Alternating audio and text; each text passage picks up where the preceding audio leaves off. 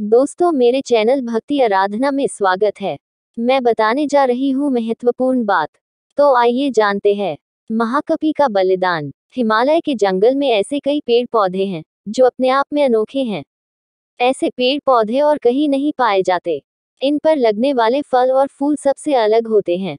इन पर लगने वाले फल इतने मीठे और खुशबूदार होते हैं कि कोई भी इन्हें खाए बिना रह नहीं सकता। ऐसा ही एक पेड़ नदी किनारे था, जिस पर सारे बंदर अपने राजा के साथ रहा करते थे। बंदरों के राजा का नाम महाकपि था। महाकपि बहुत ही समझदार और ज्ञानवान था। महाकपि का आदेश था कि उस पेड़ पर कभी कोई फल न छोड़ा जाए। जैसे ही फल पकने को होता, वैसे ही वानर उसे खा लेते थे। महाकपि का मानना था कि अगर कोई पका फल टूटकर नदी के रास्ते किसी मनुष्य तक पहुंचा, तो ये उनके लिए बहुत हानिकारक हो सकता है।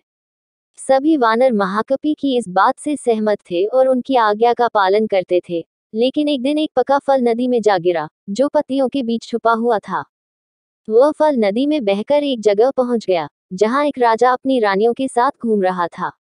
फल की खुशबू इतनी अच्छी थी कि आनंदित होकर रानियों ने अपनी आंखें बंद कर ली। राजा भी इस खुशबू पर मोहित हो गया। राजा ने अपने आसपास निहारा, तो उसे नदी में बहता हुआ फल दिखाई दिया।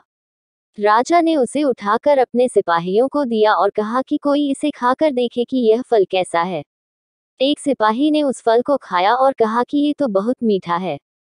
इसके बाद राजा ने भी उस फल को खाया और आनंदित हो उठा।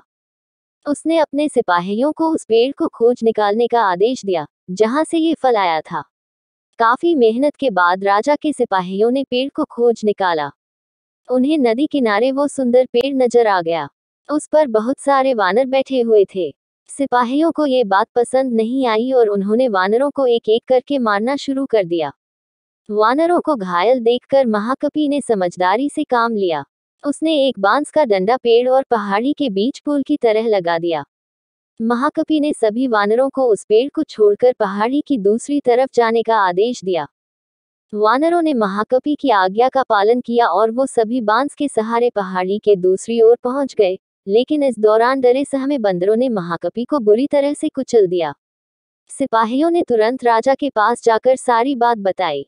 राजा महाकपि की वीरता से बहुत प्रसन्न हुए और सिपाहियों को आदेश दिया कि महाकपि को तुरंत महल लेकर आएं और उसका इलाज करवाएं।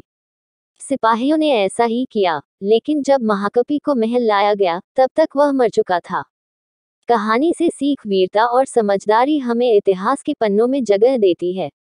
साथ ही इस कहानी से ये भी सीख मिलती है कि हर मुश्किल घड़ी में समझदारी से काम लेना चाहिए।